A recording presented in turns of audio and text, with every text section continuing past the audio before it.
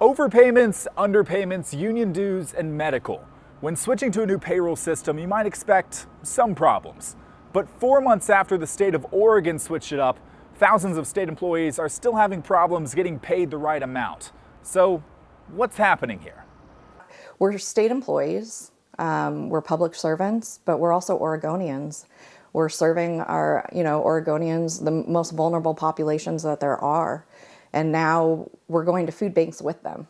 Andrea Kennedy Smith is an Oregon Child Welfare Services employee and president of a union that represents health authority and human services workers.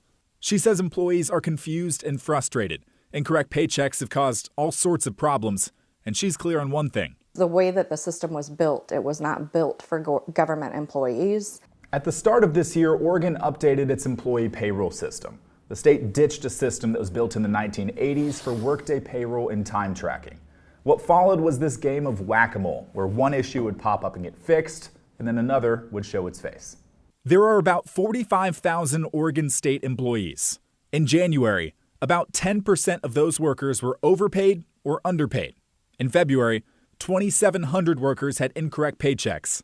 In March, down to 2,100. And there were more problems at the start of April that are still being reviewed. All this data comes from the Department of Administrative Services. DAS has been saying it's less and less errors and less employees being impacted, but even one employee being impacted is not acceptable. Government employees have claimed they've received wrong pay rates, incorrect deductions for retirement and health benefits, and late paychecks in some cases. DAS turned down an interview request, but in a statement it said in part, "We are very sorry for the strain this has caused on some members of our workforce.